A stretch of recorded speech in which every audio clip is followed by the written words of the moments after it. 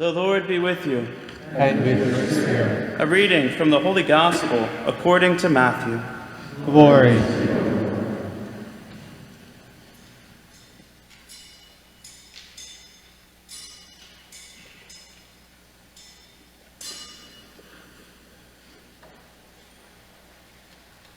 On one occasion, Jesus spoke thus, "Father, Lord of heaven and earth, to you I offer praise.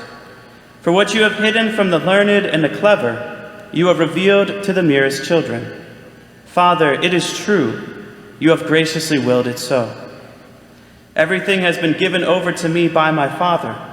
No one knows the Son but the Father, and no one knows the Father but the Son, and anyone to whom the Son wishes to reveal him. Come to me, all you who are weary and find life burdensome, and I will refresh you. Take my yoke upon your shoulders and learn from me, for I am gentle and humble of heart. Your souls will find rest, for my yoke is easy and my burden light." The Gospel of the Lord. Praise to you, Lord Jesus Christ.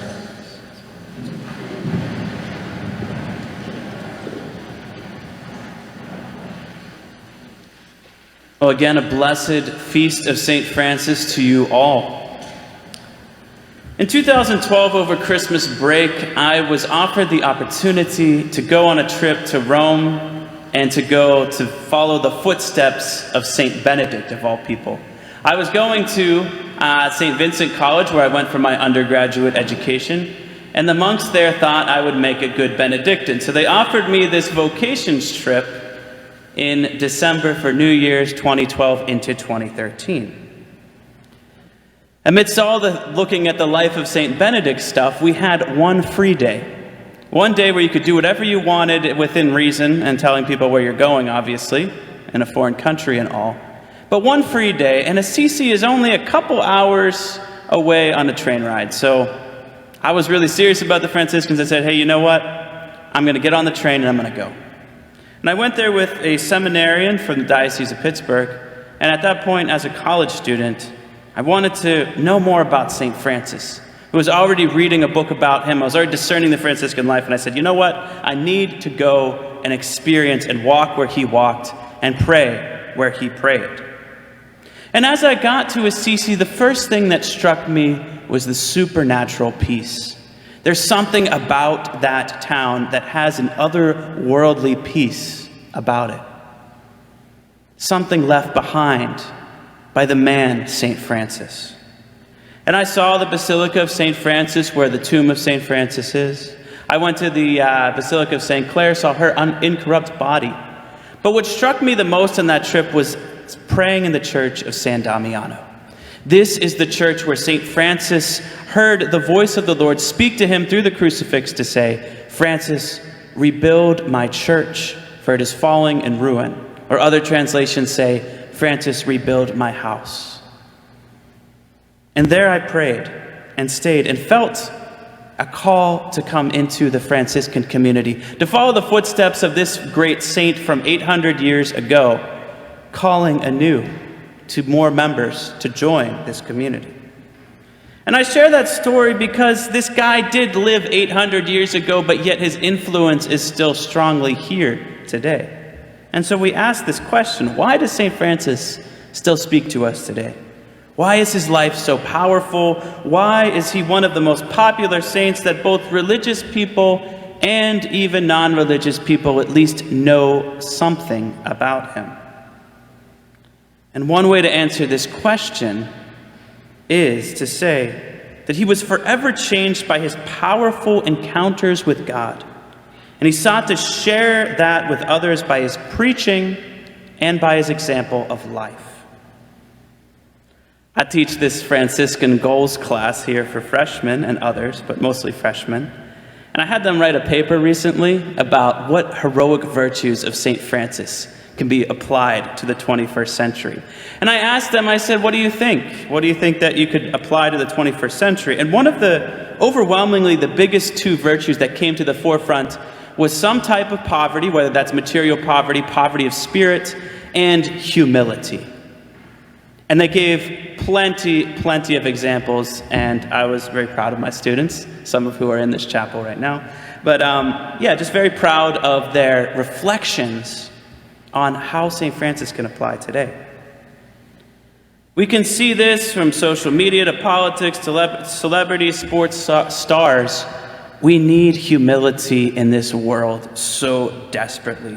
There's so much ego, so much boasting of oneself, so much failing to acknowledge the good of the other, but just looking to get the glory oneself. But that's so different than St. Francis. That's so different than his example, who he sought to identify with the lowest of the low, the minores, the ones who were minor, the ones who had nothing. He sought to identify with them, to never be above anyone, so that he may always acknowledge the goodness of all humans, made in the image and likeness of God. He served the lepers. He spent time with those who were forgotten by society and left alone. But if we're going to focus on the virtue of humility, bringing that forward as an example to the 21st century, we don't want to just say he sought humility because humility is good. We want to say that St. Francis sought humility because that's exactly how Christ lived. That's the example of St. Francis, is that he sought to live completely and totally for Christ no matter what. He never looked back. After his first conversion experience, he never looked back, always striving to live totally and completely conformed to Christ. This is his goal, this is who he is, this is his whole existence, to be completely and utterly transformed by the living God.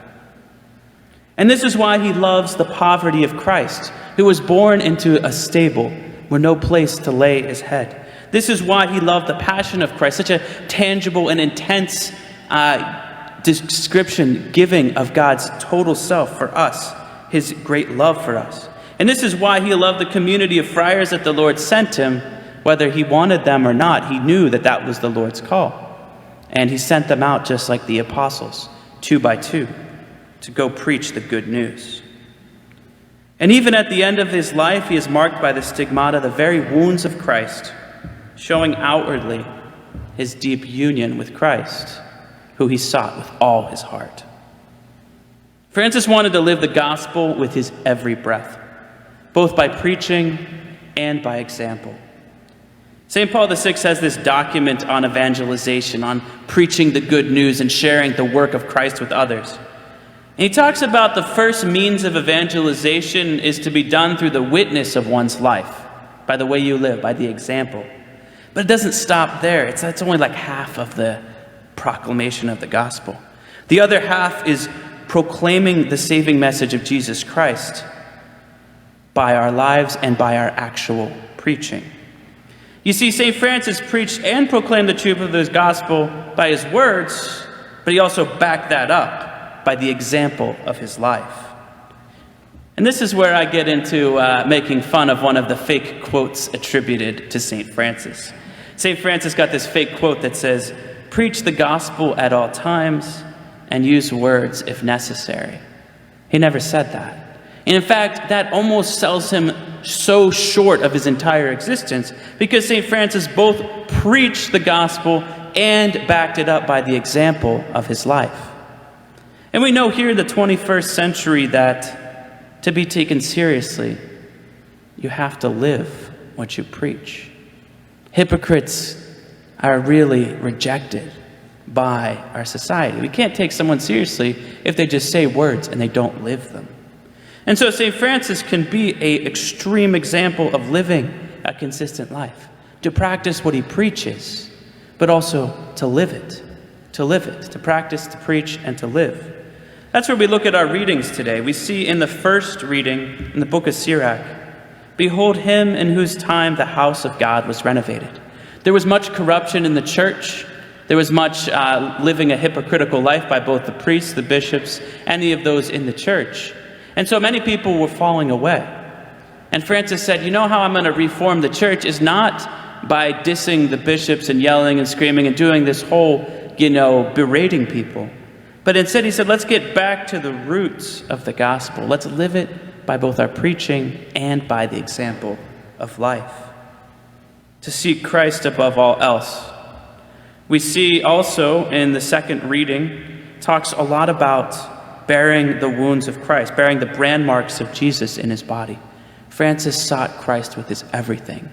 And in that, he was totally transformed, both outwardly by the stigmata and inwardly with a heart completely given over to our Savior. He sought Christ in everything. Every breath, every person, every encounter was an opportunity to experience the love of God and to share that with others. But getting back to humility, the virtue that is so needed in this world, we ask ourselves, how can we lower ourselves? Like St. Francis, to be identified with the poorest of the poor.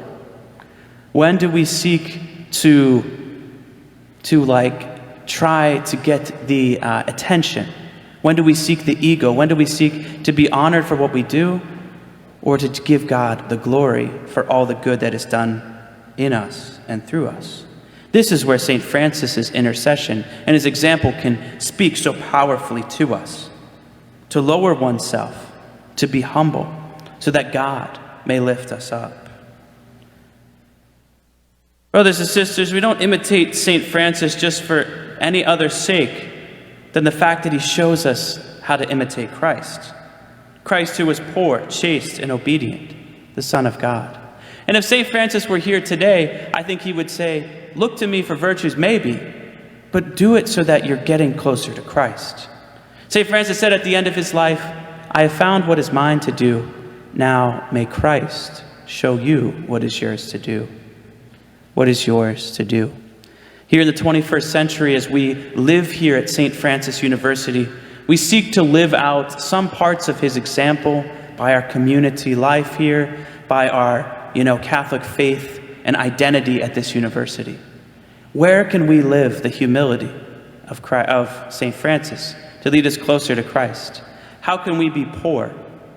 How can we be lower? We ask these questions so that we may live these in our lives and reflect upon them. Because St. Francis is such a great example of a person who can lead us to Christ because of his great virtues.